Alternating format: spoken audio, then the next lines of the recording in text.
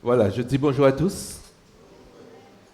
Soyez les bienvenus dans le nom de notre Seigneur Jésus-Christ dans cette assemblée de Sainte-Anne.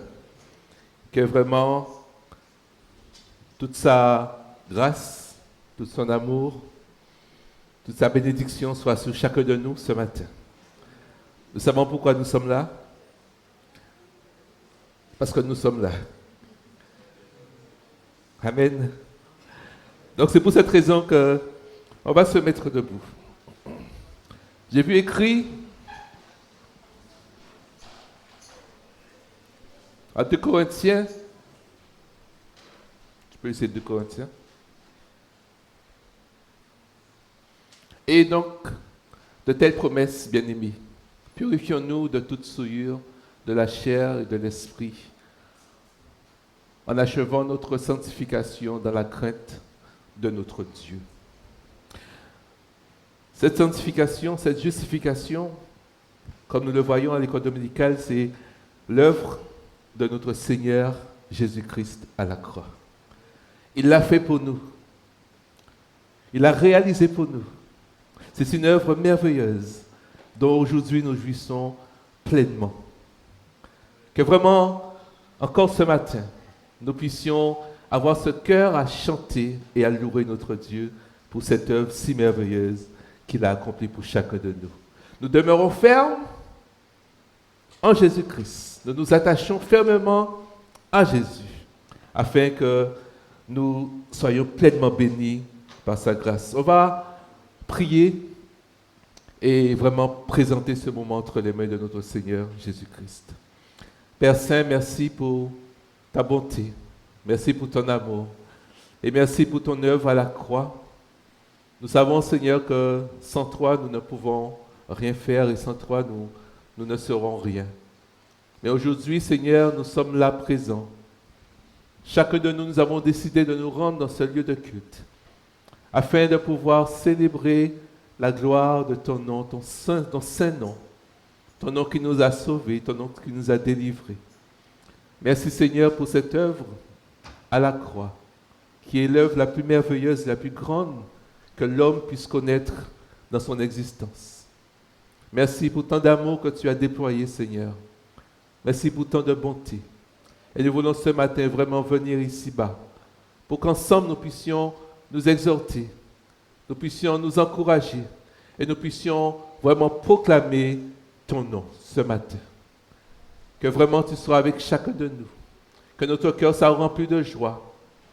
Et que, Seigneur, en retour, vraiment, nous soyons bénis. Au nom de Jésus, Amen.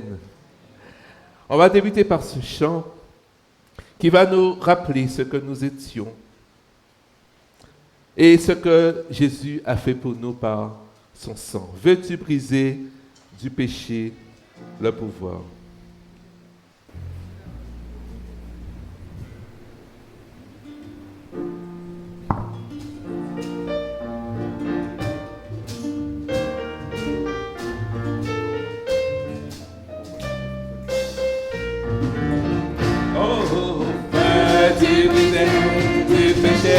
Le pouvoir, la France est œuvrée, la France est œuvrée. Si dans ton cœur tu veux le recevoir, la France est dans le sang de Christ. Alléluia, je suis mort, oui, Christ avec eux, par le sang de Jésus. Je suis mort.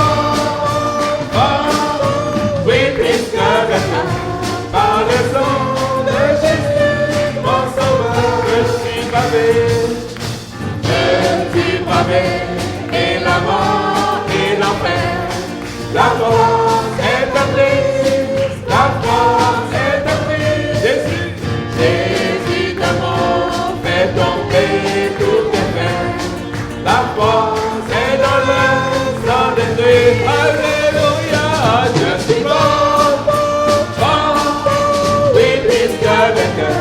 Par le sang de Jésus, je suis fort, oui, puisque vainqueur, par le sang de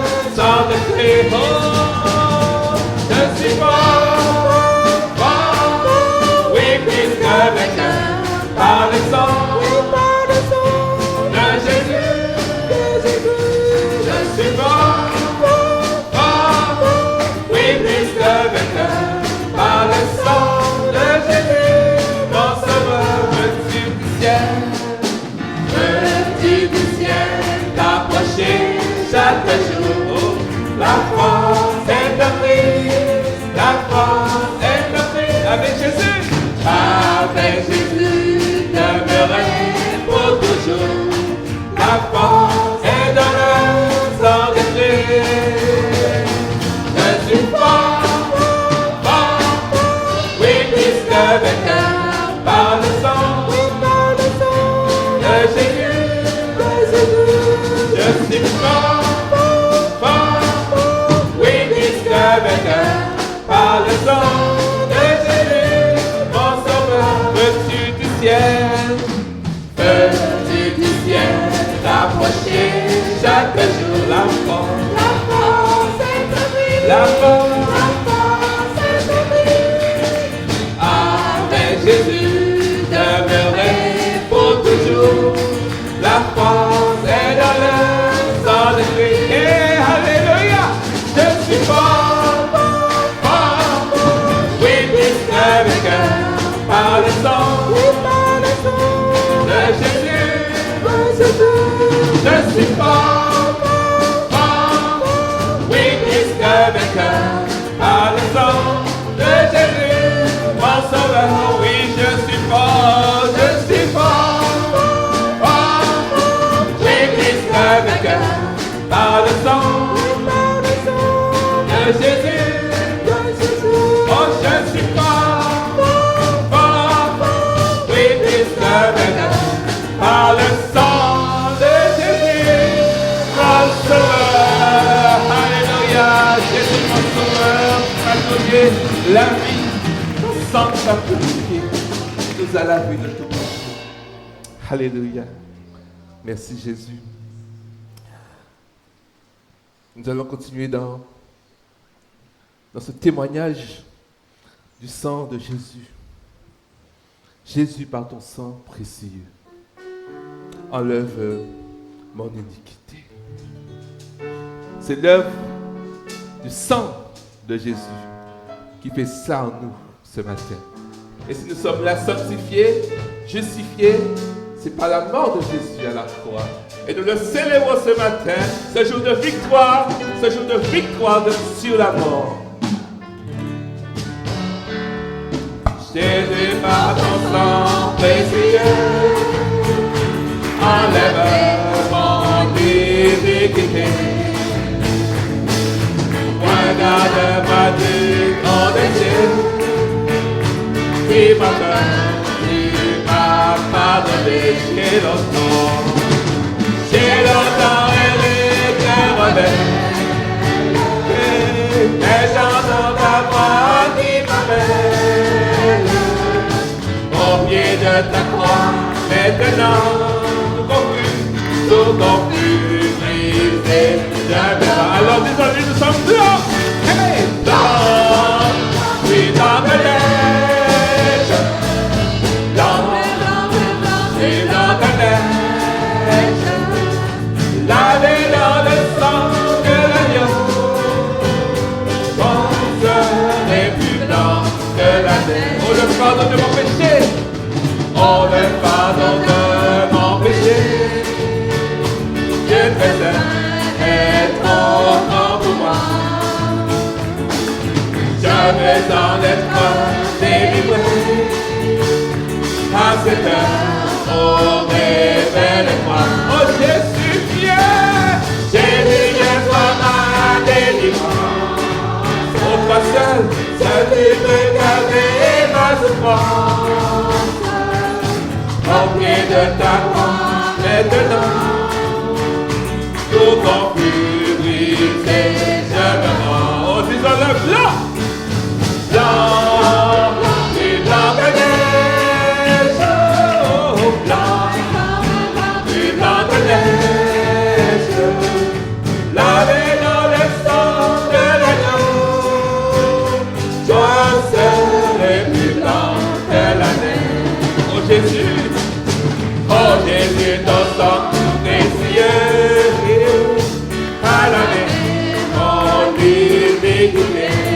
Oui, tu m'as répondu des cieux. Oui, tu m'as répondu des cieux. Ton amour m'a tout pardonné. Ton amour m'a tout pardonné. Et maintenant je te contemple. Oh, je te contemple et je victoire. Quand toi j'ai trompé de victoire. Au pied de ta croix, maintenant, je me relève triomphant. Blanc, blanc,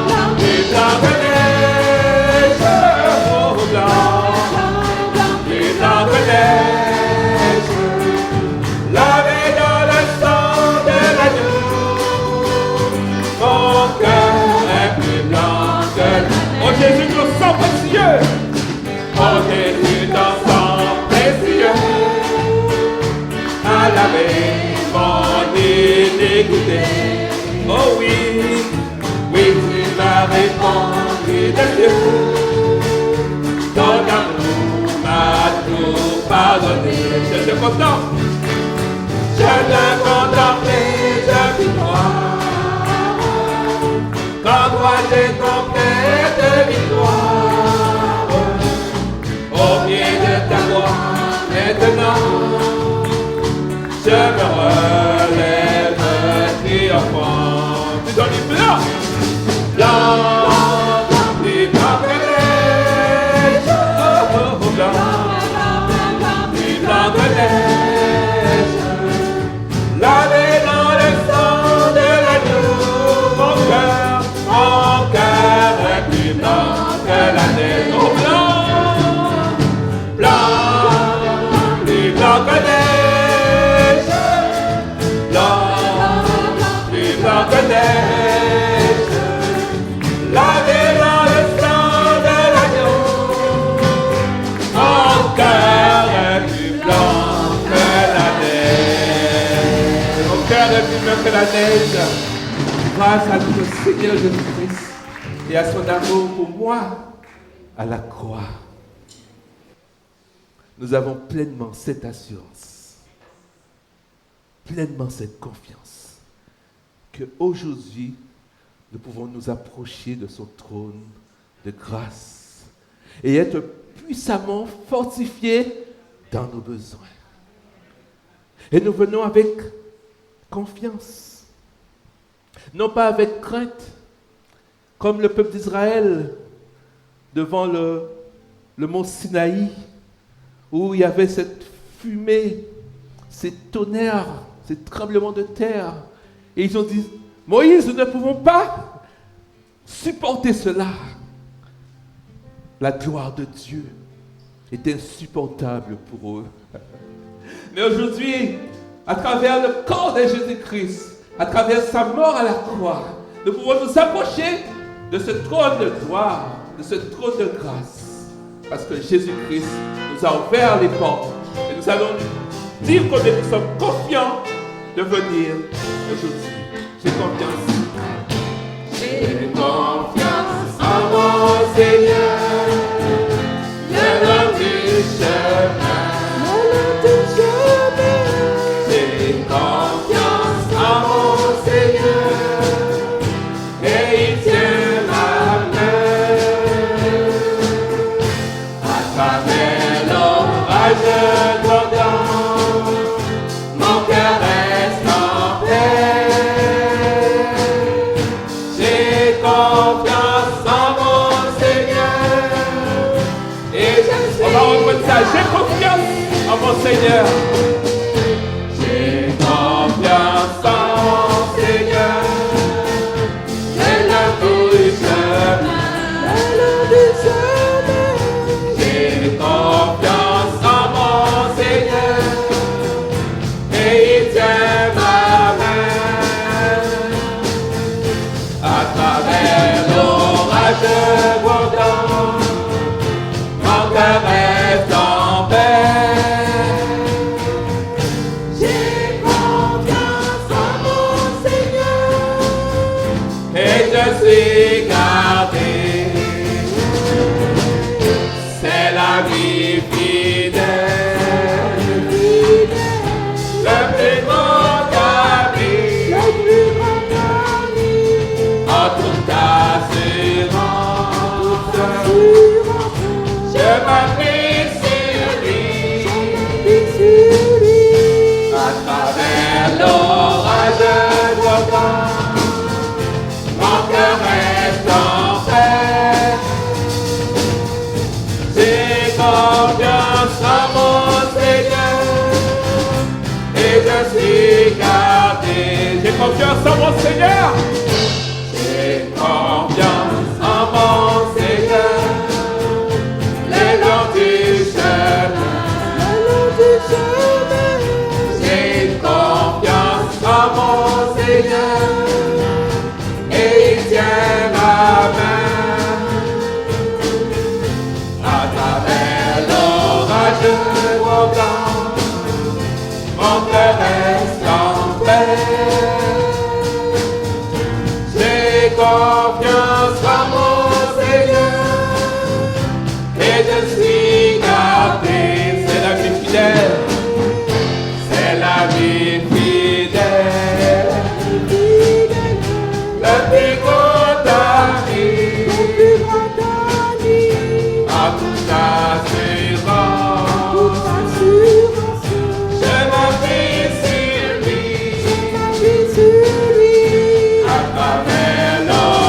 l'orage grondant, mon cœur reste en paix.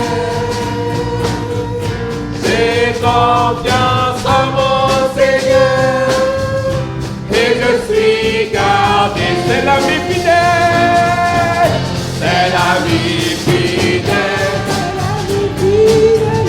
le plus grand ami en toute assurance. Je m'appuie sur lui à travers l'orage grondant, mon cœur reste en paix.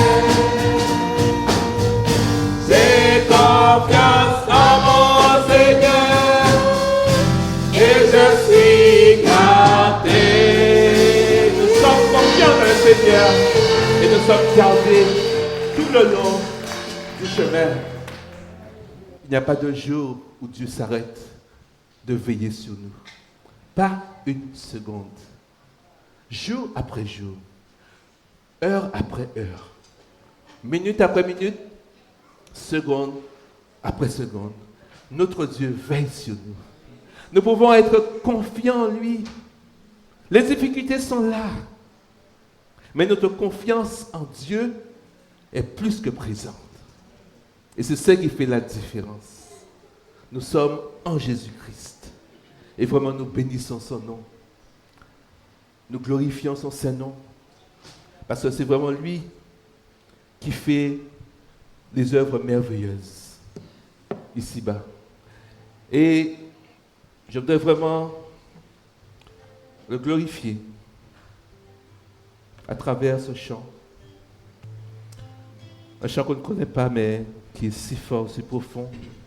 Nous montrons combien nous sommes prêts à venir auprès de notre Dieu. Et nous sommes prêts à nous attacher à lui.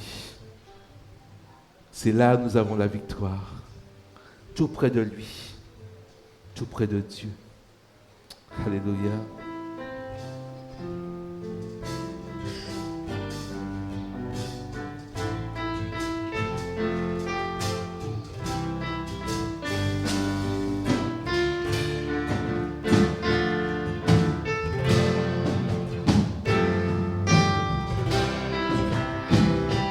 Je viens vers toi.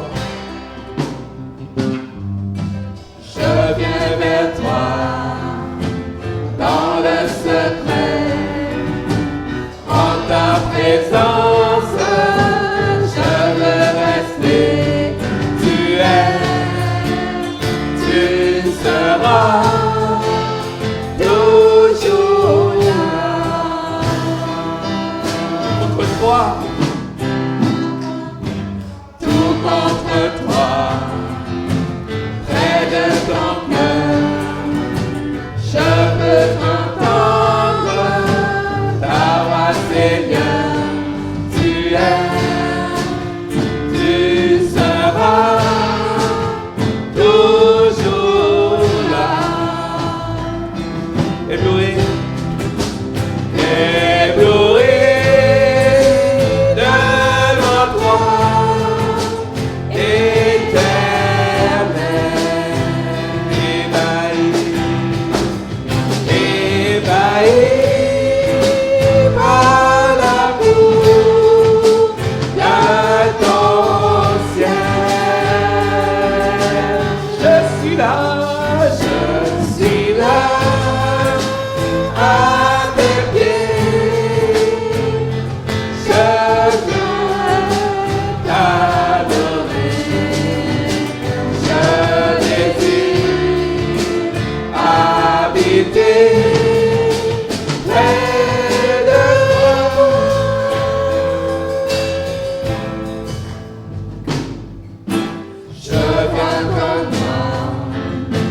Je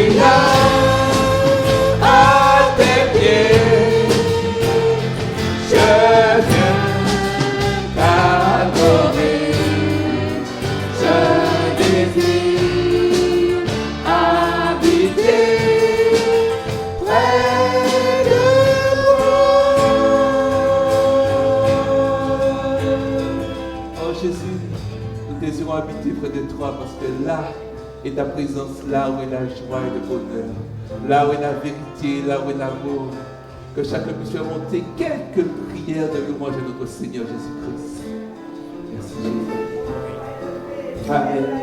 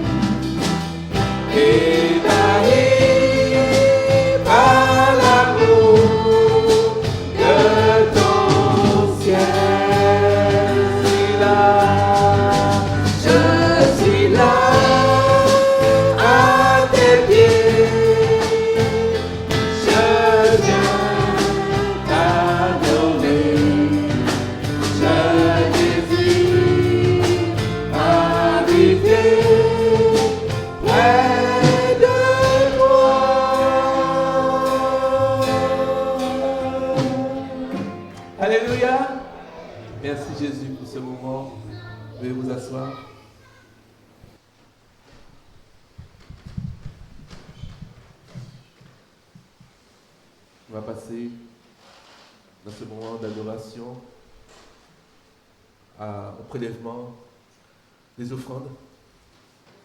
Et je vais faire appel à la sœur Lino et à la sœur Jazor.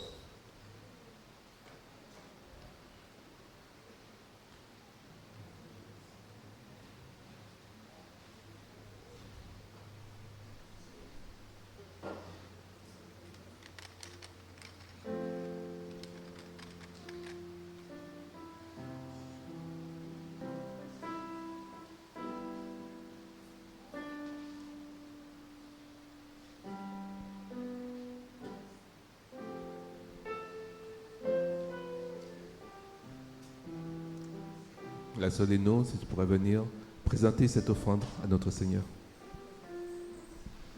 Oh, merci, Papa. Merci, Seigneur, de nous avoir rassemblés en ton nom. Merci, Seigneur, chaque jour que nous continuons à te louer, à te lever, parce que tu es digne de recevoir la louange, la puissance. Tout t'appartient, Papa. Merci pour cette offrande que nous avons reçue. Que vraiment, Seigneur, cette offrande soit bénie et que vraiment qu'on l'utilise à bon escient, Papa. Merci pour chacun de nous. Et merci, Seigneur, pour chaque famille. Merci pour ce culte, pour cette louange qui est montée vers toi. Et merci pour le message que nous allons écouter, Seigneur. Permets que chaque jour, Seigneur, nous vivons pour toi, que pour ta gloire, au nom de ton Fils Jésus. Amen. Merci beaucoup. Prêtez attention, je vais faire appel à notre sœur Mick Astorga qui viendra jusqu'ici pour les annonces. Bonjour frères et sœurs. Comme d'habitude, nous allons commencer par les anniversaires. Et dans la semaine du 13 février, alors le 13, nous avons 2 personnes, Tiana Lazare et Caris Soliman. Alors nous leur souhaitons un joyeux anniversaire. Et le 16 février, nous avons la sœur Luce Alexandre. Donc son mari va lui transmettre. Bon. Alors concernant les activités de l'Église, dimanche prochain, dimanche 26, la direction du culte sera assurée par l'ancien Charles Couchy et la prédication par le frère l'ancien Jean-Claude Giraud. Et mercredi 22, la réunion de prière sera assurée par Michael Soliman. Pour le nettoyage, alors nous avons l'équipe de Louis Saint-Moïse, Palmier Léna et Petrus Sergette. Alors, quelques informations concernant le rallye du 21 février. Alors, le comité de l'œuvre parmi les enfants au conseil presbytéro-église à l'attention des parents. Chers enfants, chers adolescents en Christ, joyeuses salutations. L'une des histoires de la Bible qui m'a toujours plu est celle de Jéricho dans Josué 6. Quelle triste histoire, quelle victoire. Peux-tu imaginer ce qu'ils ont ressenti lors de cette victoire et la confiance que Josué a dû placer en Dieu? Toi aussi, tu peux remporter des victoires en plaçant ta confiance en Dieu face aux épreuves de ta vie. Dieu marchera avec toi.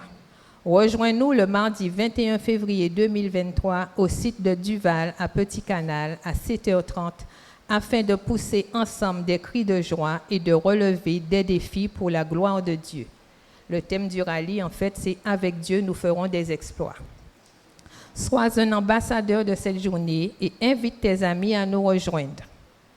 Et toi, chère Église, apporte ton soutien en intercédant, en venant encadrer cette journée avec les moniteurs des classes dominicales. Fais-toi connaître auprès des responsables des classes dominicales. Toutes les informations liées à cette journée te seront données par les moniteurs. Alors, allez-vous relever le défi et tout faire pour que cette date ne soit pas oubliée? Alors, je donne quelques rappels concernant la tenue. Les enfants auront un t-shirt blanc, les encadrants un t-shirt jaune, la brigade de propreté en vert. Alors, juste un petit coup de pouce pour le challenge des questions. Ça va porter sur les héros suivants, Josué, Moïse, Daniel, Noé et Samson. Alors, à vous de faire quelques petites révisions. Alors, concernant le bus, il sera là à 6h30 devant le Trésor public. Et je tiens à préciser que toutes les places sont prises. Donc, s'il y a des nouvelles personnes, elles seront obligées de venir par leurs propres moyens.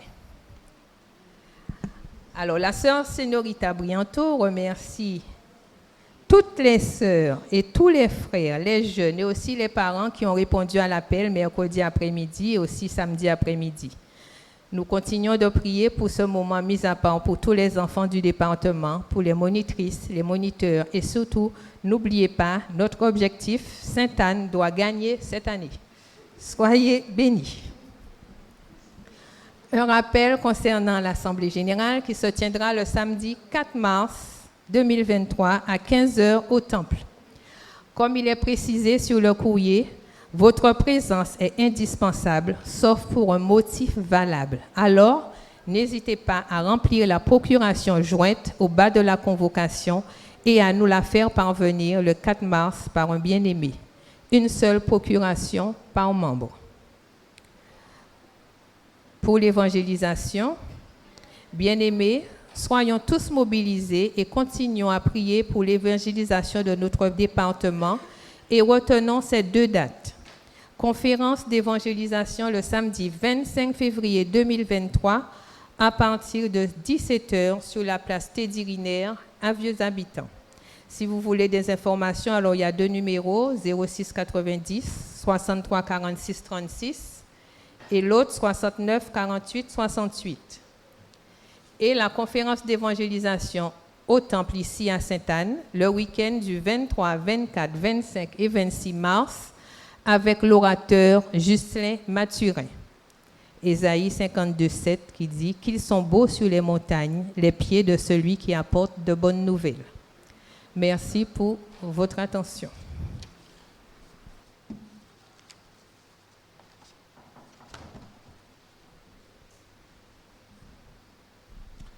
Merci Mick pour ces annonces qui ont été rapides. On voudra ce matin accueillir ceux et celles qui nous visitent, comme il est de tradition ici à Sainte-Anne, mais aussi de tradition chrétienne. Accueillez-vous les uns les autres. Donc, je vais m'avancer vers nos visiteurs. Ils sont là, il y a un visiteur bien connu qui est de retour. Il va se présenter à nouveau. Bonjour. Bonjour, je suis très heureux d'être avec vous aujourd'hui, encore une fois. Mon fils habite ici avec sa famille et donc on revient chaque année. Que la grâce de Dieu soit avec vous et puis content de partager ce culte à la gloire de notre Dieu.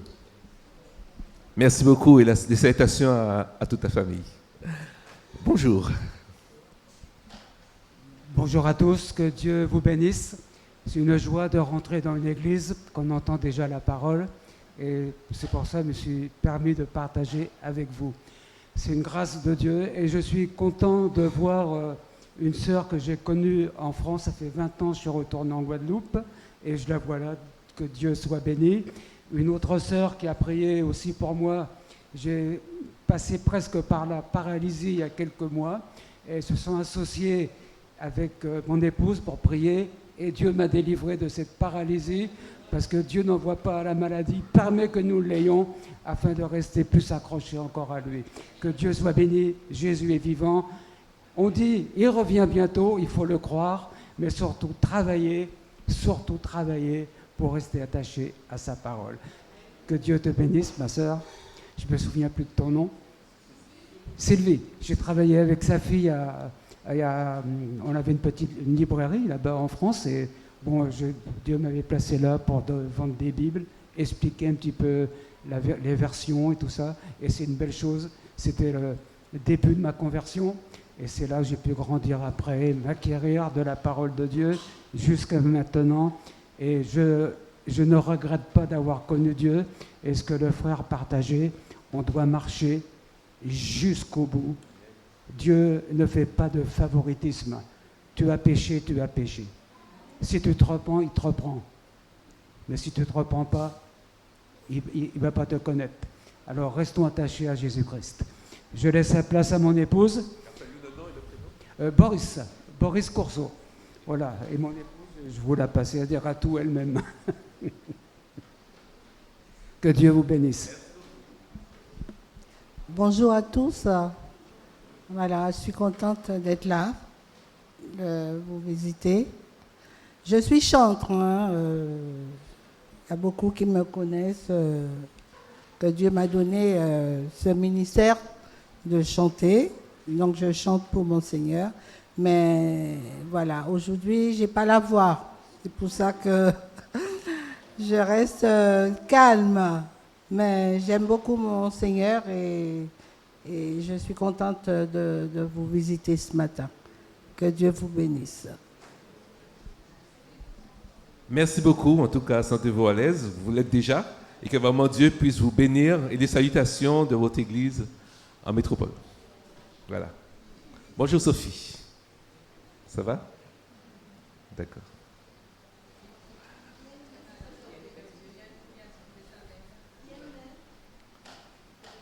On va accueillir des amis qui nous visitent encore ce matin. Bonjour.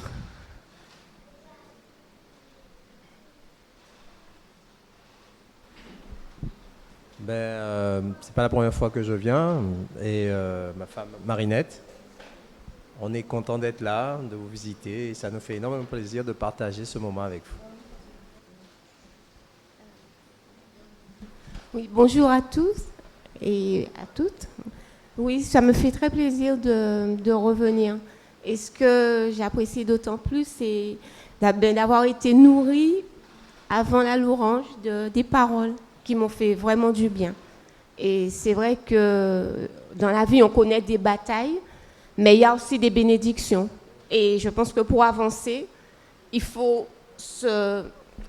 rester concentré sur ces bénédictions qui nous permettront d'avancer. Puisque c'est vrai que la vie, c'est pas facile. Et moi-même, je vis un chagrin qui, je sais qu'il ne s'effacera pas, mais grâce à Dieu, je tiens bon. Et je n'ai jamais lâché sa main et je n'ai pas l'intention non plus. Que Dieu vous bénisse. Merci beaucoup. Comptons les bienfaits de Dieu et nous verrons combien ces bienfaits sont grands. Alléluia. Merci Seigneur. Y a-t-il quelqu'un d'autre que j'aurais pas vu? Voilà. Mais sans plus tarder, nous allons pouvoir laisser l'entière place à notre pasteur Patrick Nardin qui viendra jusqu'ici pour nous délivrer la parole du Seigneur. Merci à toi. Bien-aimés, bonjour. Est-ce qu'il y a du monde ce matin ici? J'entends des murmures, mais je n'entends pas une voix unanime me saluant. Alors encore, je réitère encore mon bonjour. Bonjour frères et sœurs. Ah là, c'est bien. C'est bien de vous entendre. Comment allez-vous? J'espère bien, j'espère que ça va avec la grâce. Certains sont enrhumés, certains sont malades, certains sont éprouvés, certains, est vrai que comme nous l'avons entendu ce matin, nul d'entre nous n'est épargné, n'est-ce pas? Vous savez quel est le pire d'un pasteur? Je pense qu'il y en a deux ici, mais sûrement ils pourront mieux répondre, mais je ne leur demanderai pas de répondre. Mais le pire pour un pasteur, c'est ne pas pouvoir parler. Et c'était ce qui m'était arrivé dimanche dernier. J'étais grippé, fortement grippé. Ma femme m'a bloqué à la maison. Mais j'étais normalement appelé à prêcher au Moule. Mais le matin, je me suis réveillé, plus de voix.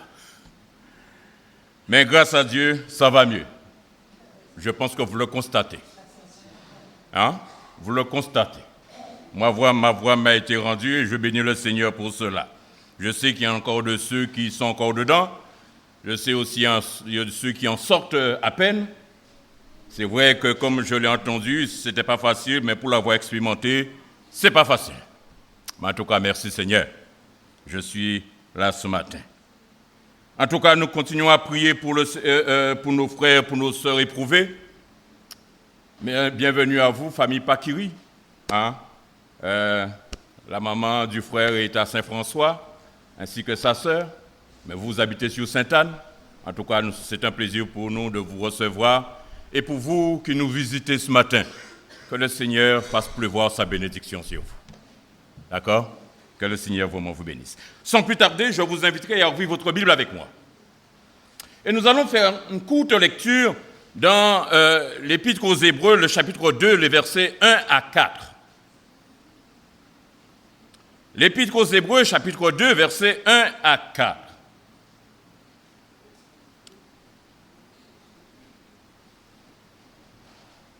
Toi-même.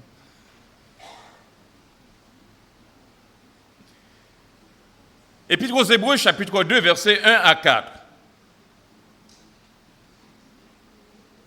Chapitre 2, versets 1 à 4.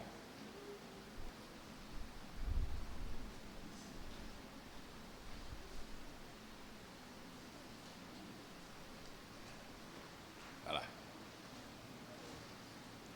C'est pourquoi nous devons d'autant plus nous attacher aux choses que nous avons entendues, de peur que nous ne soyons emportés loin d'elles. Verset 2. Car si la parole annoncée par des anges a eu son effet, et si toute grande transgression et toute désobéissance ont reçu une juste rétribution, comment échapperons-nous en négligeant un si grand salut? Le salut annoncé d'abord par le Seigneur nous a été confirmé par ceux qui l'ont entendu. Dieu appuyant leur témoignage par des signes, des prodiges et divers miracles, et par le don du Saint-Esprit distribué selon sa volonté. Amen. Que le Seigneur bénisse sa parole. La question auquel nous aurons à répondre ce matin: qu'y a-t-il de plus magnifique que le salut qui nous a été accordé en Jésus-Christ? Mais aussi, une autre question me vient à l'esprit. Qu'est-ce qui rend ce salut si grand? Il nous a été accordé et nous bénissons le Seigneur. Mais qu'est-ce qui fait aussi de ce salut un si grand, comme nous dit l'auteur de l'Épître aux Hébreux, qui nous rend ce salut si grand? Dans cet épître, l'auteur s'adresse d'une manière générale à des Juifs convertis, mais des Juifs aussi qui étaient tous aussi, comme lui, membres de l'Église. Mais en même temps, nous comprenons qu'il s'adresse tout particulièrement à ceux qui étaient attirés, bien sûr, par le message du salut, à ceux qui n'étaient pas encore pleinement engagés dans la foi en Christ, ceux qui étaient, comme on le dit aujourd'hui, quelque part assis entre deux chaises.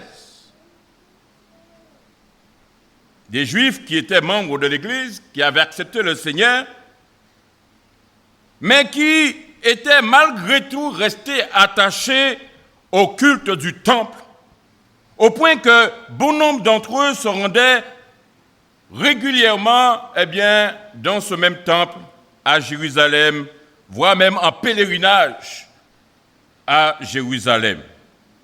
Pour le dire autrement, parmi les membres de l'Église, il y avait ce que nous appelons aujourd'hui, en hébreu, selon Hébreux, chapitre 2, verset 1er, 3, verset 1er, 4, verset 1er, des rétrogrades. Autrement dit, des personnes nées de nouveau, des personnes en qui l'Esprit de Dieu avait fait son habitation, des personnes qui marchaient à la suite de Christ, mais qui de façon consciente ou non sont retournées, ou je dirais même étaient tentés de retourner vers ceux qu'ils avaient abandonnés ou reniés par le passé pour suivre Christ. Il y avait aussi des apostats. En Juge chapitre 1er, verset 4, ils sont décrits comme étant des hommes malfaisants qui déforment par leur enseignement le sens de la grâce de notre Seigneur pour justifier leur vie immorale, et ils rejettent ainsi Jésus-Christ, notre seul Maître et Seigneur. D'ailleurs, l'apôtre Paul, qui avait déjà eu affaire à des gens dont il parle, Jude dira en Tite, chapitre 1er, verset 16, qu'ils font profession de connaître Dieu, mais ils le renient par leurs œuvres, étant abominables, rebelles et incapables d'aucune bonne œuvre. Ces hommes, voire même ces femmes, n'étaient pas des athées. Ils avaient sans doute fait une confession de foi correcte, sinon, ils n'auraient peut-être jamais été admis dans l'Église. Mais non seulement ils abusaient de la grâce de Dieu en se permettant toutes sortes de libertés, et en particulier sur le plan sexuel, mais encore ils enseignaient les autres à faire de même. Il y avait aussi des incrédules. Ça, l'Église n'en a jamais manqué, malheureusement. Il y avait des incrédules dont nous parle l'auteur au chapitre 3, versets 12 à 13, 6, 4 à 8, etc. Autrement dit, des personnes qui avaient aussi sans doute fait une bonne confession de foi, mais qui n'avaient pas mis pleinement leur confiance en Dieu et dans sa parole. Et donc, par conséquent, vont considérer que ces personnes aussi n'entretenaient pas de relation avec Dieu, alors que dès le début, la lettre de l'Épître aux Hébreux affirme que Dieu s'était révélé pleinement et définitivement à eux en la personne de notre Seigneur et Sauveur Jésus-Christ. Et c'est sans parler, dans le contexte plus général, le fait que sur le plan extérieur, eh bien, les chrétiens faisaient face à une impopularité, à une opposition et bien sûr à une menace grandissante de la persécution. Comme je l'ai dit à l'origine, bien que ces chrétiens n'avaient probablement pas vu Christ personnellement, mais ils avaient été évangélisés par ceux qui l'avaient entendu et dont le ministère avait été authentifié par des signes, nous dit l'auteur en Hébreux chapitre 2, versets 3 à 4, par des signes, des prodiges et divers miracles. Ils n'étaient pas dépourvus d'enseignement. La parole leur avait été prêchée, ils étaient nourris par la parole de Dieu. C'était une assemblée, comme je l'ai dit, n'était pas dépourvue d'enseignement. Et pour consolider la foi de la communauté et les aider à surmonter les tentations qu'ils nourrissaient d'abandonner l'Église, l'auteur ne se contentera pas, de paroles réconfortantes. Il évoquera avec réalisme la condition difficile des chrétiens dans le monde et précisera le but de l'œuvre du Christ dans le cœur de tous les chrétiens. Le fait que par sa mort sur la croix, il a rendu possible ce qu'aucun sacrifice de l'Ancien Testament n'était capable de réaliser. Il a rendu possible ce qu'aucun sacrifice ne pouvait accomplir. Et d'ailleurs, il invite les chrétiens à prendre place dans la grande nuée des témoins de Jésus-Christ en Hébreux chapitre 12, verset 1er. J'aimerais revenir sur cet enseignement que ces frères ont enseigné. Plus précisément au chapitre 1er, verset 4, jusqu'au chapitre 10, verset 18, l'auteur mettra en évidence la grandeur suprême du Christ. Le fait qu'il est non seulement supérieur aux prophètes, mais encore aux anges, à Moïse, à Josué, en tant que grand prêtre unique de la Nouvelle Alliance. Il est supérieur au grand prêtre de l'Ancienne Alliance. Son sacrifice accompli une fois pour toutes était supérieur aussi au nombre de sacrifices de l'Ancienne Alliance. En tout, tout était plus grand, supérieur. Et c'est pourquoi il se tournera ensuite vers les chrétiens, vers l'Église. Cette Église qu'il adressera ensuite de nombreuses mises en garde contre la tentation de certains, premièrement, d'abandonner la foi. Il les encouragera à demeurer fermes en leur démontrant la supériorité de la personne et de l'œuvre du Christ pour tout ce qui touche au salut. Il dénoncera aussi, et d'ailleurs avec force, l'insuffisance des rites périmés de l'Ancien Testament. Et comme ces hommes, à garder les yeux fixés sur Jésus. Modèle de persévérance dans l'adversité. Ce matin, j'ai entendu les difficultés que certains rencontrent. Et j'ai entendu certaines belles paroles, certaines réalités au fait qu'au travers des épreuves, au travers des difficultés, c'est un rendez-vous que le Seigneur nous fixe. En bas, ton âme. C'est vrai qu'on n'aime pas les difficultés, on n'aime pas les épreuves, on n'aime pas la souffrance. Et ne vous inquiétez pas, moi non plus. Mais pour autant, que tu le veuilles ou pas, que je le veuille ou pas, nous sommes appelés à affronter les épreuves, les difficultés. Et peut-être si quelque part, sur le plan extérieur, c'est quelque chose de désagréable, mais du point de vue de Dieu, c'est un rendez-vous qu'il nous offre. C'est un temps où Dieu veut voir où se situe la bulle dans le thermomètre. Est-ce que c'est chaud ou bien est-ce que c'est froid? Est-ce que nous sommes de ceux au sein des épreuves, gardons les yeux fixés sur Jésus? Est-ce que nous sommes de ceux au sein des épreuves, persévérons, vaille que vaille, coûte que coûte? Est-ce que de ceux qui, dans les épreuves, continuent à tenir ferme et à encourager les autres à tenir ferme? Ou bien est-ce que nous sommes les premiers à flancher? C'est important de considérer cela. Les Hébreux ici, l'Église, étaient confrontés à diverses situations, aussi bien sur le plan intérieur que sur le plan extérieur. Certains étaient tentés d'abandonner la foi. Certains étaient tentés de rester attachés à ceux qu'ils avaient abandonnés. Certains même lâchaient les brides et puis retournaient tout simplement à ceux qu'ils avaient abandonnés. D'autres encore, étaient là. Parce qu'à un moment donné, je me suis mis à réfléchir, je me dis, mais on parle de rétrogrades, autrement dit de ceux qui sont partis. Mais bien souvent, il y a des rétrogrades qui sont encore là. C'est parti, il n'est pas parti, mais qu'on l'a là, mais l'esprit n'a pas là encore. Le corps est là, mais ils ne sont plus avec nous en esprit. Ils ne partagent pas de bénédictions ni des épreuves. Ils ne sont pas là pour apporter leur contribution à la vie de l'Église. Ce que nous vivons aujourd'hui, frères et sœurs, n'est pas nouveau dans l'histoire de l'Église. L'Église a toujours été confrontée à des épreuves, à des difficultés, aussi bien dans son sein qu'autour. Chaque chrétien, vous serez d'accord avec moi pour dire que je n'ai jamais été épargné, la vie n'a jamais été rose, le ciel n'a jamais été toujours bleu.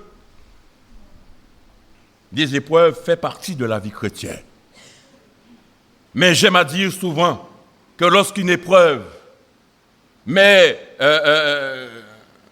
offerte quelque part, c'est un rendez-vous aussi que le Seigneur me donne. Un temps où il veut voir si ma confiance ou la confiance que je dis avoir en lui, est-ce que cette épreuve, sera à même de pouvoir confirmer cette confiance, ou bien cette épreuve va montrer le contraire. Oui, il y a des épreuves où, bien souvent, on n'entend plus parler de la personne.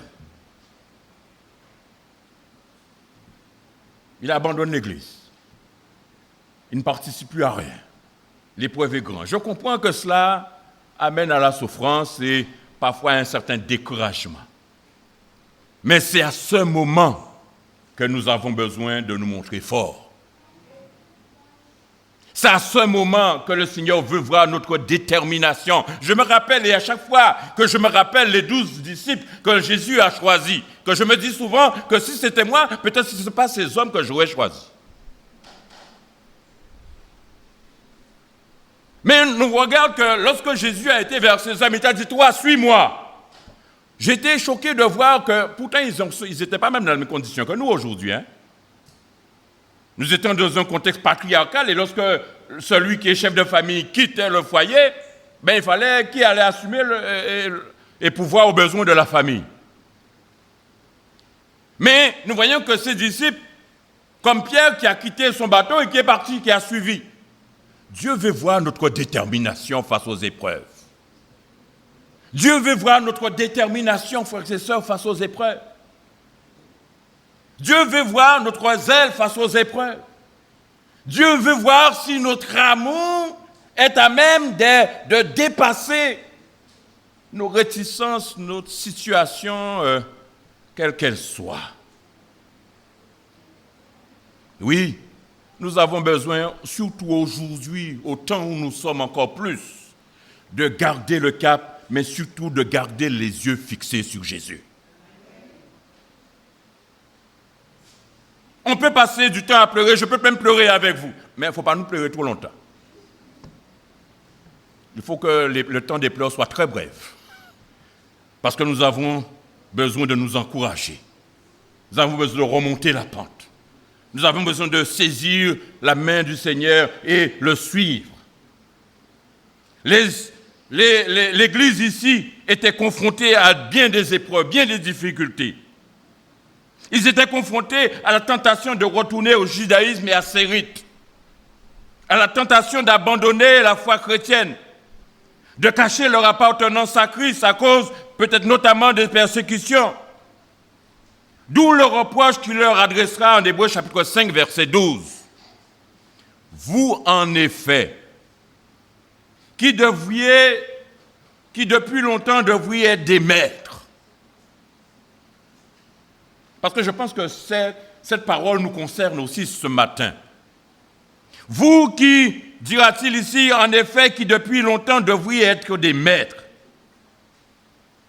vous avez besoin qu'on vous enseigne les premiers rudiments des oracles de Dieu. Vous en êtes venus à avoir besoin de lait et non de nourriture solide. L'auteur ici fait référence à justement ces chrétiens qui étaient dans l'Église. Les années avaient passé. Ils étaient toujours balbutiants, instables. Leur foi ne s'était pas consolidée avec le temps. Ils n'avaient pas fait le nécessaire pour permettre que leur foi soit consolidée. Au point que des années plus tard, ils étaient toujours aussi fragiles, aussi inconstants. Et malheureusement, permettez-moi de le dire sans choquer, mais c'est encore le cas aujourd'hui. Beaucoup de chrétiens, malheureusement, qui sont dans l'Église, qui après des années, sont encore instables, fragiles. Leur foi n'a pas mûri. Il n'y a pas de fruits. C'est triste à dire. Mais j'aime à dire que lorsqu'un enfant naît, il est censé grandir, il est censé se développer, n'est-ce pas? Mais lorsqu'un chrétien naît et qu'il ne se développe pas, comment vous appelez ça, vous?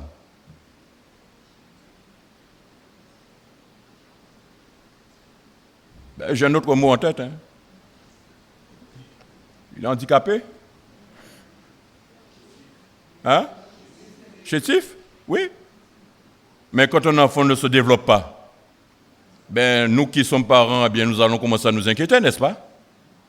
Nous allons chercher à aller voir tous les spécialistes pour savoir où est-ce qu'il y a un problème. Pourquoi est-ce que lorsque nous ne nous développons pas, nous ne nous posons pas de questions? Comme si tout allait bien. Plus tard, nous qui devrions être des maîtres, autrement dit, à même de pouvoir enseigner les autres, nous sommes encore à recevoir les rudiments ou le lait ou la petite cuillère dans la bouche. Mais c'est un problème. Ça montre aussi que l'Église a un problème. Ceux qui sont plus anciens devaient enseigner les plus nouveaux et ainsi de suite. Il devrait y avoir comme une roue qui tourne. Je suis là, mais je ne serai plus là, mais je t'enseigne, mais quand je ne serai plus là, c'est toi qui vas prendre la relève. Mais où est la relève aujourd'hui? Moi, les nouvelles que j'entends n'est pas pour m'encourager des fois, mais je tiens fort quand même, malgré tout. Il y a plus de 10 ans, lorsque je suis entré à l'Institut de Nogent, j'entendais déjà qu'on disait il va y avoir une pénurie de pasteurs. 10 ans après, j'entends encore la même nouvelle. Je dis, why? L'Église demande des pasteurs, mais aujourd'hui, ça devient de plus en plus rare. Il n'y a pas de renouvellement. C'est vrai que la tâche n'est pas évidente. Et c'est pourquoi quand certains me parlent de pasteur, je dis, si une chose est sûre, c'est que si le Seigneur ne t'appelle pas, c'est clair que ce sera difficile pour toi. Parce que c'est clair que ce n'est pas l'NPE qu'on va voir une affiche marquée Église cherche pasteur. Hein?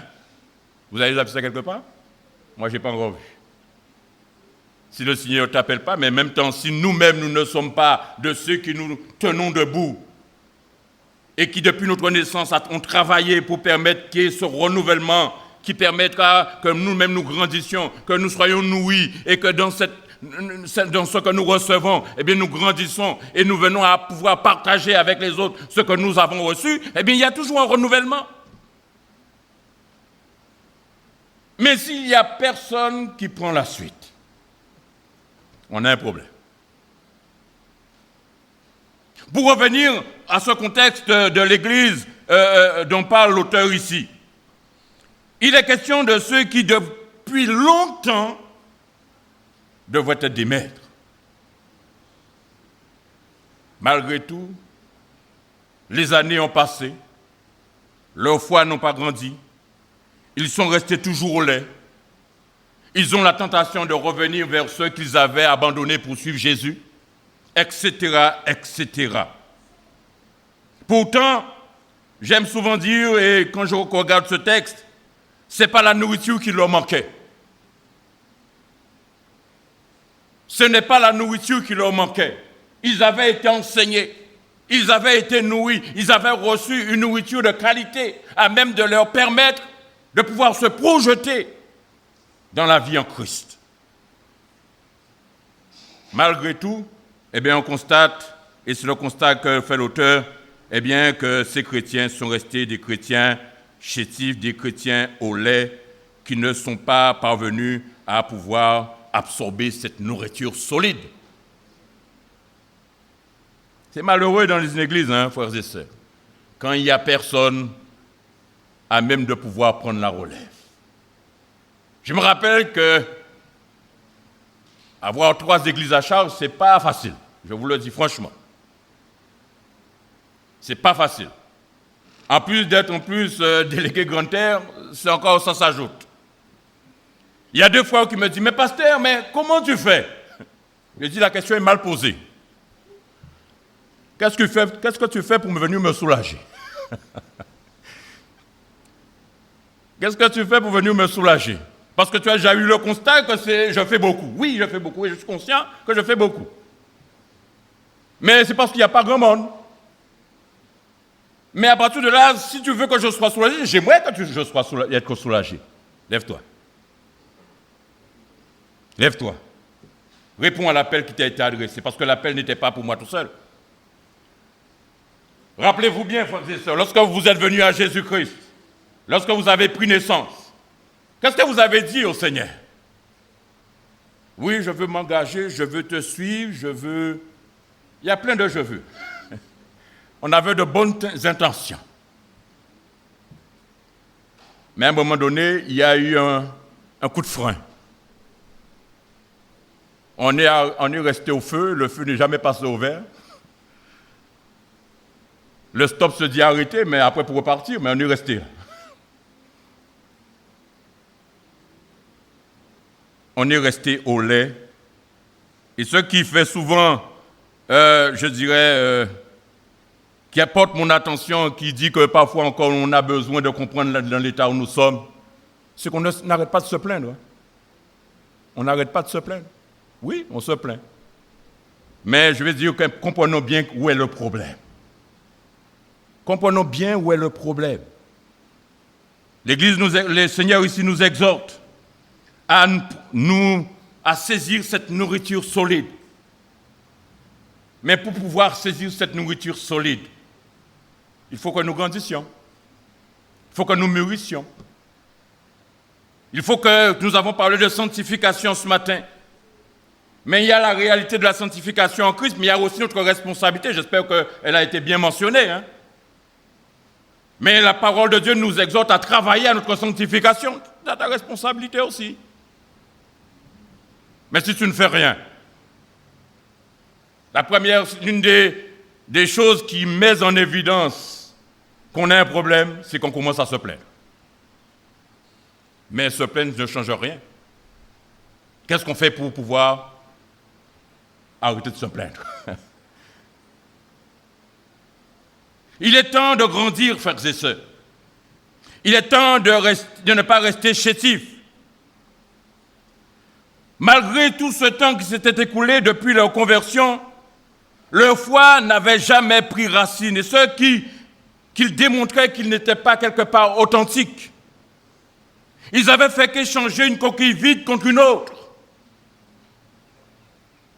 Ils mettaient du temps à grandir pour atteindre une foi mature. Ils étaient encore des enfants spirituels.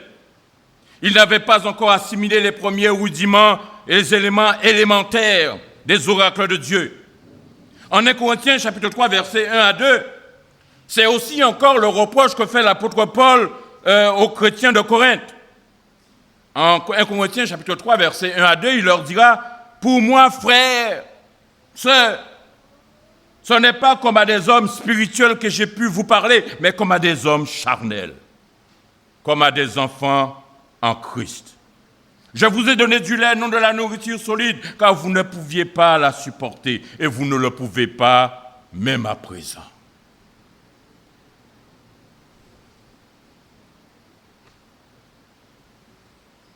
Qu'est-ce que ça va changer si on amène un pasteur, on amène un enseignant, on amène quelqu'un d'une renommée internationale pour nous prodiguer des enseignements de qualité, si de notre côté, nous-mêmes, ne prenons pas notre responsabilité pour grandir, pour mûrir, pour se développer, et pour que nous soyons aussi de ceux que Dieu va utiliser pour enseigner les autres.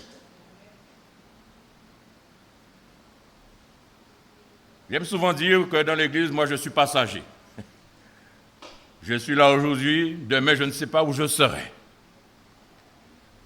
Et mon seul souci, c'est, quand je ne serai plus là, de savoir que le travail que le Seigneur m'aura permis d'accomplir sera un travail qui permettra que d'autres, après moi, bien, puissent prendre la relève. Mais on constate qu'il y a de moins en moins de personnes qui prennent la relève. Parfois, on est aussi de rappeler de se rabattre sur les plus anciens. Mais les plus anciens sont fatigués.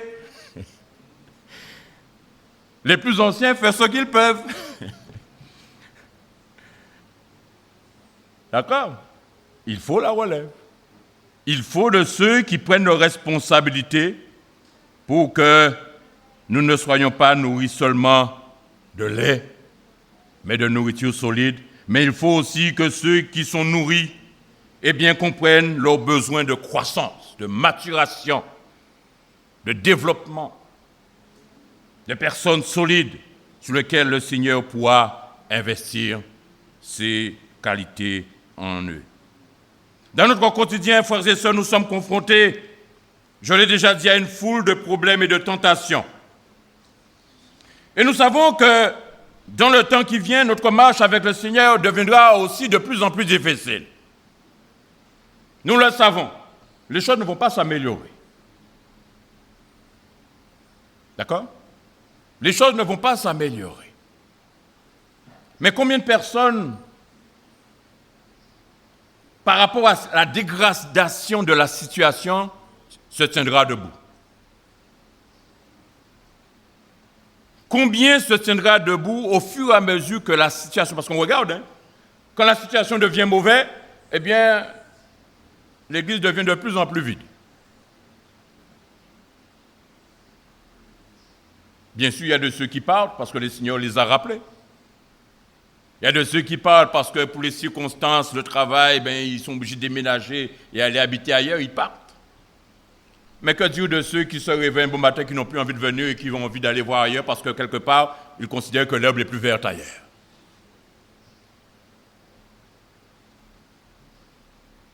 Les situations ne deviendront pas de plus en plus faciles. Il est donc vital pour nous, frères et sœurs, de nous fortifier, de fixer nos regards sur Christ et surtout de le laisser prendre soin de nous. De fixer le regard sur Christ, de le laisser prendre soin de nous comme lui seul sait le faire. Le fait de nager en eau trouble est quelque chose de très dangereux. Je veux dire par là, j'ai parlé parfois au début d'être assis sur deux chaises, d'être à l'église et en même temps de côtoyer ou de revenir à ceux que nous avons abandonnés pour suivre Christ est quelque chose de très dangereux pour nous. Nous avons besoin de faire un choix net et clair. Pas de syncrétisme, pas de mélange. C'est soit Christ ou pas. C'est soit nous marchons vers la sanctification ou pas. C'est soit nous avons pris l'engagement d'abandonner notre vie passée ou pas. C'est soit nous persévérons jour après jour ou pas. Bien sûr, en disant ça, peut-être les mots sont faciles. Et peut-être vous me direz, pasteur, mais peut-être tu n'es pas dans ma condition. Bien sûr, je ne suis pas dans votre condition. Mais pourtant, nous partageons même les mêmes épreuves. L'essence est toujours aussi chère. Ça, c'est pour nous, tout le monde, pour ceux qui ont des voitures. D'accord? La nourriture est toujours aussi chère. Nous partageons beaucoup de choses ensemble. D'accord? Les impôts ont augmenté. Ce n'est pas pour vous, hein, mais il a augmenté. D'accord? Le monde est instable. Nous sommes tous logés à la même enseigne. Sans compter les réalités qui nous sont particulières. Ça, c'est à nous. Le frère a partagé, le Seigneur l'a délivré de la paralysie. Que le Seigneur te bénisse et qu'il continue encore à te fortifier, mon frère. Mais nous sommes tous logés quelque part à la même enseigne. Et nous avons besoin d'avoir les regards fixés sur Christ dans ces temps difficiles. Merci, mon frère. Mais en même temps, si nous avons besoin de considérer et de concentrer notre regard sur Christ, nous avons aussi la responsabilité de nous séparer du monde. Le fait de nager, je le redis, en eau trouble est quelque chose de très dangereux. Et nous devons faire très attention. Merci. Nous devons faire très attention à ce que notre vie chrétienne ne devienne tiède.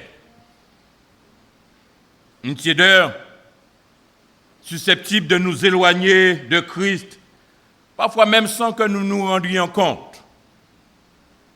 Une tiédeur qui ouvrirait la porte à des désirs et à des comportements charnels, tels que la rancune, l'amertume et bien d'autres choses encore. Une tiédeur aussi qui nous conduirait à ne plus entendre la voix du Saint-Esprit, mais celle de notre propre volonté, de nos propres désirs. C'est ainsi que nous finirons par retourner dans le monde. C'est ainsi que nous finirons par retomber dans le péché. Des comportements aussi qui témoigneraient que nous avons donné un accès direct au diable. Et comprenons que là, à partir de là, maintenant, c'est notre vie tout entière qui risque d'être déstabilisée. Il est temps, frères et sœurs, de prendre conscience de la gravité du danger de vivre loin du Seigneur. J'entends souvent les témoignages de situations difficiles que vivent beaucoup de chrétiens. Mais quand on remonte à la source, on comprend bien sûr qu'au départ, il y a une désobéissance. Quand on remonte à la source, on comprend très bien qu'à un moment donné, on a lâché la main du Seigneur. Lorsqu'on remonte encore à la source, on comprend qu'il y a eu quelque part où nous avons été défaillants. Et l'objectif, ce n'est pas de le cacher, mais de comprendre le problème et de savoir que tant que nous essayons de mettre des pansements, on n'a pas fini de mettre des pansements. Moi, j'ai un Dieu qui guérit. Je ne sais pas pour vous, hein. Moi, je sais que j'ai un Dieu qui guérit. J'ai un Dieu qui restaure. J'ai un Dieu qui rétablit pleinement. Et c'est dans sa volonté que nous soyons rétablis, guéris, restaurés. Alors, loin de chercher des pansements, cherchons la guérison. Parce que le Seigneur, lui, c'est ce qu'il veut. Que ceux qui veulent être guéris retournent au Seigneur. Comprennent la réalité profonde qui les a amenés dans la situation qu'ils connaissent. Et qu'ils reprennent leur marche avec le Seigneur. Sûrement vous dites, Pasteur Lafort, bon matin là. Peut-être qu'il a bien retrouvé sa voix, c'est clair. Mais la parole de Dieu nous parle. Le Seigneur nous parle. Ne faisons pas comme l'autruche, ne mettons pas la tête dans le sable. Ne cherchons pas de faux fuyants. Ne disons pas que ce serait trop difficile, il y a trop de choses à faire. Prenons notre courage à deux mains. Prenons notre courage à deux mains. Et revenons vers le Seigneur. L'auteur de l'Épître aux Hébreux nous avertit en Hébreux chapitre 2, versets 1 à 4, la lecture que j'ai faite en introduction. Il dira, c'est pourquoi nous devons d'autant plus nous attacher aux choses que nous avons entendues, de peur que nous ne soyons emportés loin d'elles. Si la parole annoncée par les anges a eu son effet, et si toute transgression et toute désobéissance a reçu une juste rétribution, comment échapperons-nous en négligeant un si grand salut? Il y a tellement de choses à dire dans ces 4 premiers versets. Mais une chose, je voudrais encore premièrement revenir sur ce que nous dit ce texte.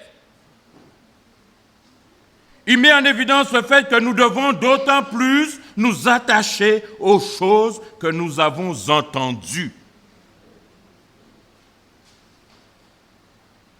Premièrement, et chacun de nous, nous avons entendu, sinon nous ne serons pas là ce matin.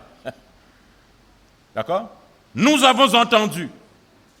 Et donc nous avons besoin de nous attacher aux choses que nous avons entendues. Et il dira, de peur que nous ne soyons emportés loin d'elle.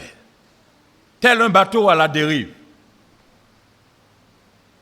Si les amarres cassent, le bateau part à la dérive. Et quand il part à la dérive, c'est les écueils, c'est l'échouage, bref, la situation ne serait pas enviable. Nous ne devons pas nous laisser aller à la dérive. Un chrétien, c'est quelqu'un qui est honnête envers les autres, mais aussi surtout honnête envers lui-même.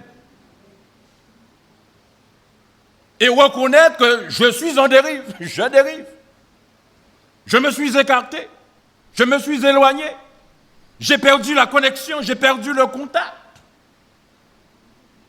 Et prendre la résolution de renouer ce contact. Ça, c'est la responsabilité de tout et chacun. Vous n'avez pas besoin de m'appeler pour ça. On a besoin de prendre conscience tout simplement parce que la parole de Dieu est là pour nous interpeller.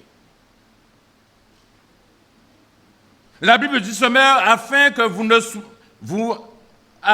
de ne pas être entraîné à la dérive. C'est la version Sommaire. C'est le risque qu'encourent les chrétiens qui ne restent pas attachés à l'enseignement de la parole de Dieu. C'est qu'ils risquent de partir à la dérive. Ils risquent de se perdre. Ils risquent d'échouer. Ils risquent de rencontrer des écueils et donc de couler. Lorsqu'on se détache de la parole de Dieu, lorsqu'on n'est plus attentif à la voix du Saint-Esprit, problème.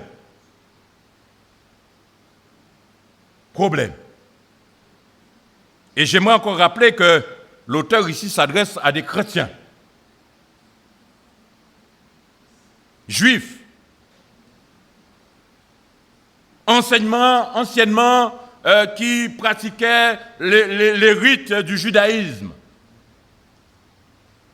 mais malheureusement qui étaient encore restés attachés au rythme du judaïsme. L'auteur s'adresse ici à ces chrétiens. Et il dira encore quelque chose d'important. La parole qui vous avait été annoncée par des anges a eu son effet. Autrement dit, ceux qui s'étaient rebellés contre elle. Et nous nous rappelons, ça fait référence au peuple d'Israël après la sortie d'Égypte dans le désert.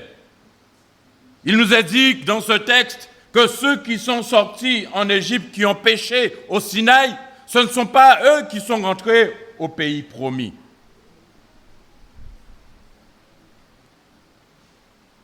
Nous avons connu le monde, nous sommes venus à Jésus, nous nous sommes révoltés contre Dieu, nous avons abandonné la foi, nous n'avons plus obéi à la parole de Dieu parce que c'est ce qui était arrivé aux Juifs de l'époque de Moïse. Ils s'étaient rebellés contre Moïse et contre Dieu. Ils avaient fabriqué le veau d'or, ils s'étaient vraiment rebellés.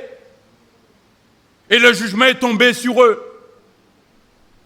Ils n'ont pas bénéficié des promesses qu'ils avaient reçues parce qu'entre-temps, ils s'étaient révoltés contre Dieu. La situation nouvelle de l'Église, merci Seigneur, est bien supérieure à l'ancienne. Car l'annonce du salut par le Fils de Dieu a été annoncée. Et donc, si le fait que les Israélites qui avaient négligé le salut annoncé par les anges ont été si sévèrement punis. L'auteur nous dit ici, comment échapperons-nous nous-mêmes si nous négligeons un si grand salut? S'ils s'étaient rebellés contre Moïse et pour cela ont été privés de la promesse, est-ce que nous qui nous disons enfants de Dieu, mais qui avons délaissé Dieu, ne sommes plus à l'écoute du Saint-Esprit? Ou bien nous sommes quelque part, nous sommes devenus quelque part de ceux qui sont là juste pour être là, parce qu'il faut être là, je ne sais pas.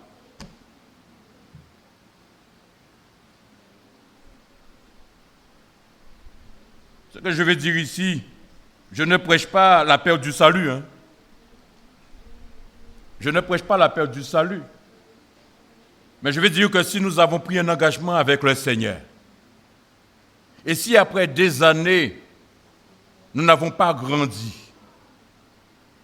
est-ce que notre engagement avec le Seigneur au départ était vraiment sincère?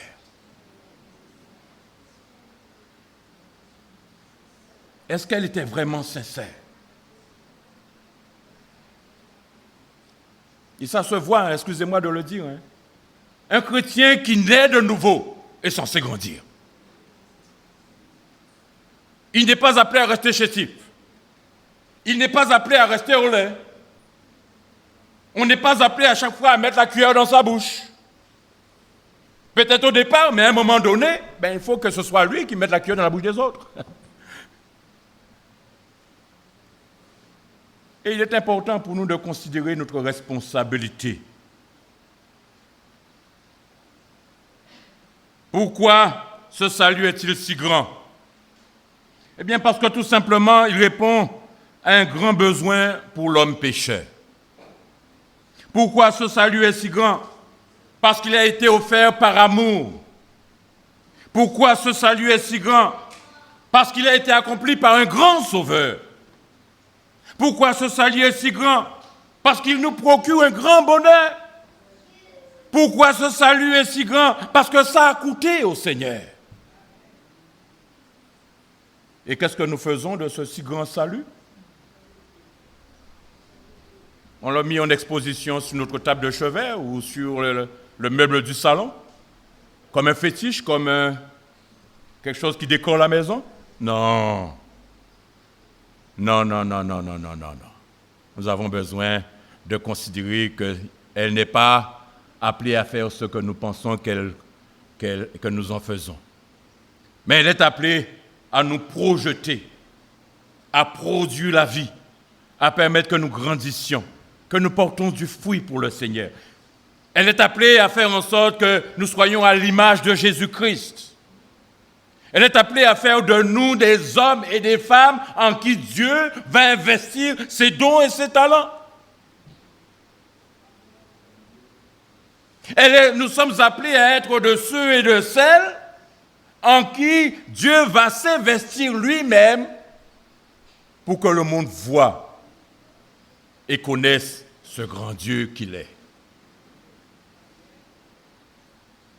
Je vais m'arrêter là ce matin, parce qu'il y a tellement de choses à dire. Mais vous avez compris le message de l'auteur. L'importance pour nous, frères et sœurs, de ne pas nous arrêter simplement à ce que nous croyons savoir. Il y a une fois, une personne me disait, lorsque je faisais les séminaires décentralisés, il m'a dit qu'il a déjà fait tellement de séminaires qu'il n'a pas besoin de séminaire. J'ai dit, tu fais quoi dans l'église? Il m'a dit que tu enseignes des enfants.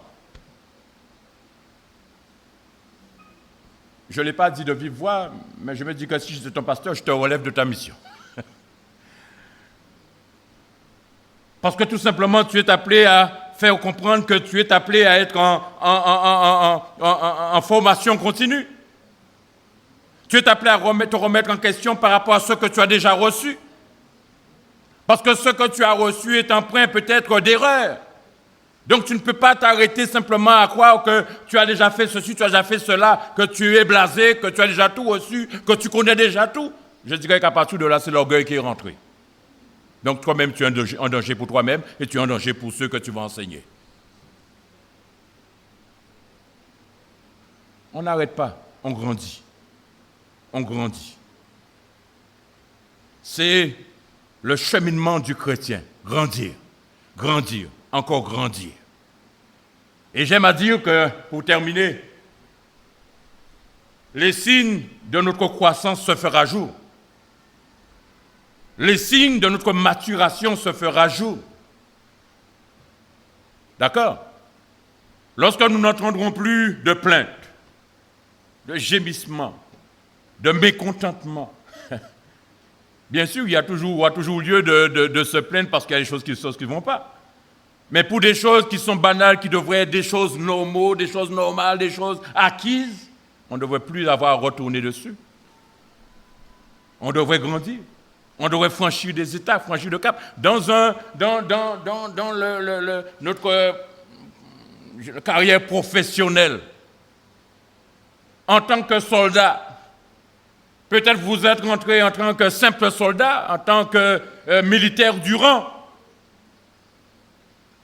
Et peut-être vous vous dites, bon, on m'a appelé, je ne vais pas me prendre la tête, je vais faire juste mon temps et je vais partir. Est-ce que c'est comme ça qu'on réfléchit? Ou bien vous allez vous dire, je vais me projeter. Je suis là, je suis militaire du rang, peut-être que lorsque je vais finir ma première année, je vais finir caporal-chef, je vais finir sergent. Et puis après, je vais m'engager. Je vais être sergent-chef, lieutenant-colonel, mais je vais grandir. Dans la vie courante, nous voulons grandir. Pourquoi pas en tant que chrétiens, nous arrêtons? Pourquoi nous n'avons pas d'ambition pour Dieu? Je voudrais vous encourager ce matin. Soyons honnêtes. Voyons là où nous en sommes réellement avec le Seigneur. Et si nous avons fait le constat que, quelque part, nous avons tiré le frein à main, pour X, Y raison, reprenons notre marche avec le Seigneur. Demandons-lui pardon. Reconnaissons que nous nous sommes arrêtés, que voilà. Et reprenons notre marche avec le Seigneur. L'objectif, c'est que le Seigneur puisse nous utiliser à notre tour. L'objectif, c'est que nous-mêmes, nous grandissions dans la perfection, dans la sanctification. Nous-mêmes, c'est que le Seigneur s'investisse en nous. Et fait que peut-être il y a plus de prédicateurs, il y a plus de pasteurs, il y a plus d'enseignants, il y a plus de... Il y a plus. Ne donnons pas de limite à Dieu. Mais laissons-le pleinement prendre possession de nous et déverser en nous tout ce qu'il a envie de déverser pour sa seule gloire. Que le Seigneur nous bénisse. Je vous invite à vous incliner un instant. Nous allons nous tenir debout.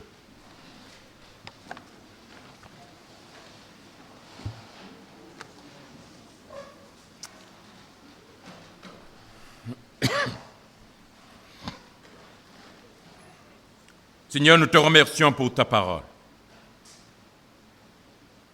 Merci pour cette exhortation que tu nous adresses à nous, ton Église, ce matin. Seigneur, il est vrai, et toi tu le vois, parce que rien n'est caché devant toi.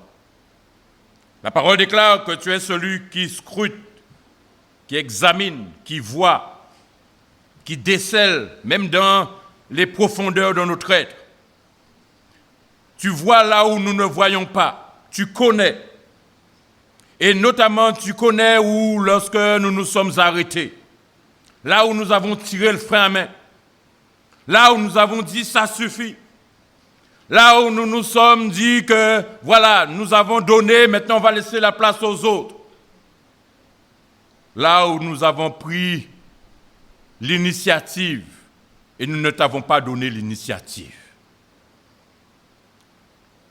Seigneur, veuille nous pardonner et pardonner à chacun de nous, là où quelque part nous nous sommes arrêtés dans notre marche vers la sanctification, notre marche dans la foi, notre marche à la ressemblance de Christ. Quels que soient les motifs, tu les connais. Veuille nous pardonner. Mais Seigneur, veuille aussi nous donner de prendre position, de prendre conscience, mais de prendre position, de renouveler notre engagement envers toi, à faire en sorte que, Seigneur, nous puissions repartir de l'avant, de permettre que tu puisses nous utiliser à ton service et à ta gloire. Seigneur, tu nous connais chacun, parce que c'est toi qui nous as appelés. C'est toi qui as su nous toucher dans la situation dans laquelle nous nous trouvions. C'est toi qui nous as amenés au salut. C'est toi, pour pas mal d'entre nous, tu t'es fait connaître à nous. C'est toi qui as permis que certaines situations qui nous accablaient, qui nous paralysaient, eh bien, ont été enlevées. Qui a permis que notre marche avec toi puisse prendre son élan. Mais malheureusement, en cours de route, au travers peut-être de situations et autres, auxquelles nous nous sentions désemparés sans force, eh bien, nous l'avons lâché ta main. Veuille encore nous pardonner. Et ce matin, si certains d'entre nous, tu nous connais, nous sommes dans cette situation, révèle-toi encore à nous. Et permets que ta parole puisse nous toucher là où nous sommes. Que ton amour puisse nous réchauffer. La voix de ton Saint-Esprit puisse se faire entendre de nouveau dans notre cœur, dans notre esprit. Et que nous puissions retrouver cette douce complicité avec toi. Seigneur, tu connais. Ta parole nous parle à chaque jour. Et ce matin encore, ta parole, eh bien, s'est fait entendre à nos oreilles. Mais qu'elle ne reste pas seulement à notre oreille. Qu'elle descende dans nos cœurs, que nous y réfléchissions, que nous prenions de nouveaux engagements avec toi, et que nous prenions notre assise avec toi, nous debout avec toi, et que nous reprenions notre élan avec toi. Tu nous attends, et tu veux t'investir en nous. Tu veux manifester ta grâce envers nous. Tu veux nous combler des bénédictions que tu as déjà mises en réserve pour nous. Seigneur, tu attends notre obéissance et notre soumission à ta volonté. Alors je nous remets entre tes mains. Redonne-nous cette chaleur que nous avions et peut-être que nous avons perdue. Donne-nous de pouvoir encore vraiment saisir la main de Christ et encore continuer à avancer tout en gardant le regard fixé sur toi. Je nous remets entre tes mains pour cela, Seigneur. Oui, Seigneur, visite-nous. Manifeste ta grâce dans nos cœurs. Renouvelle nos cœurs, notre disposition avec toi, notre amour pour toi. Que tu sois pleinement glorifié en nous et dans ton Église, dans le nom de Jésus. Amen. Veuillez vous asseoir, merci.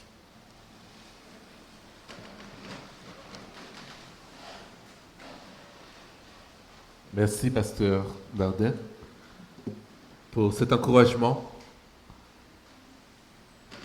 Un si grand salut, un si grand amour qui a été manifesté à la croix du Calvaire par notre Seigneur Jésus-Christ. Donc, restons fermement attachés à ce que nous avons entendu. Restons fermement attachés à notre Seigneur Jésus-Christ. Que le Seigneur vous bénisse, qu'il vous accompagne, chacun de vous, dans votre demeure respective, et bon appétit. Amen.